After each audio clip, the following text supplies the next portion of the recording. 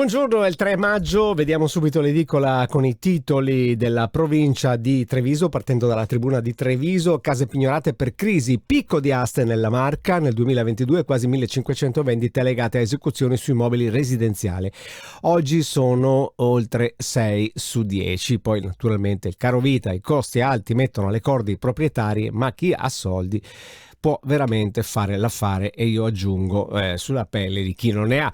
Comunque andiamo avanti. Solo a 85 anni mette in fuga i ladri, è saliti nella camera, coraggiosissima questa signora, ma nella fotonotizia basta usare pesticidi, difendiamo i nostri bimbi, affollina la marcia delle mamme contro i veleni. Sono altre poi le notizie che arrivano dalla provincia di Treviso, dalla tribuna, già arrivati 50 profughi, l'accoglienza cerca spazi, orsi in Consiglio, nuove impronte dentro la foresta, quindi si ripresenta la questione degli orsi. Su Gazzettino andiamo a vedere meno tasse sulle tredicesime, questo è il titolo diciamo di carattere nazionale, il piano del vice ministro all'economia Leo, imposta fissa su premi e mensilità aggiuntive, il taglio dei contributi esteso da 5 a 6 mesi, scatterà a luglio e arriverà fino a dicembre. Dal reddito di cittadinanza alle pensioni, ecco cosa cambia con le nuove regole di cui si è già parlato ieri. Il Veneto vota contro la carne sintetica, ma la sinistra si divide, e le mascherine obbligo ancora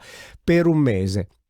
Andiamo a vedere anche il Corriere del Veneto, salari, aumenti per 1 su 3, contratti a termine in Veneto sono 258.000, barone, qui nessun uso eccessivo. Il contrordine che arriva l'obbligo, toglie l'obbligo di mascherina fino a giugno, insomma diciamo fino a giugno c'è l'obbligo, poi basta, ecco, questo viene detto, obbligo di mascherine fino a giugno negli ospedali. Mister Viola e il tattoo d'amore, il digiuno l'ho iniziato io. A Venezia il primo vigile italo-cinese, e cominceranno, insomma abbiamo già visto che è multietnica ormai questa città anche dal punto di vista della forza pubblica. Un orso in Veneto, ma è di passaggio, quindi tutti tranquilli anche sotto questo fronte.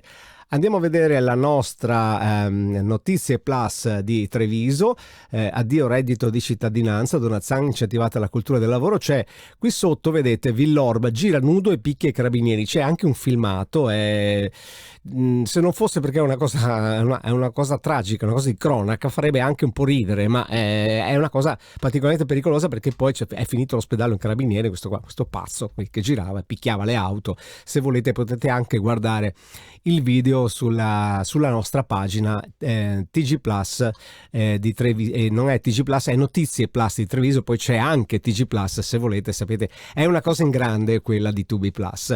E facciamo gli auguri anche noi a Luciana, questa nuova centenaria di Mogliano. Per quel che riguarda la provincia di Treviso è tutto anche per oggi, a domani.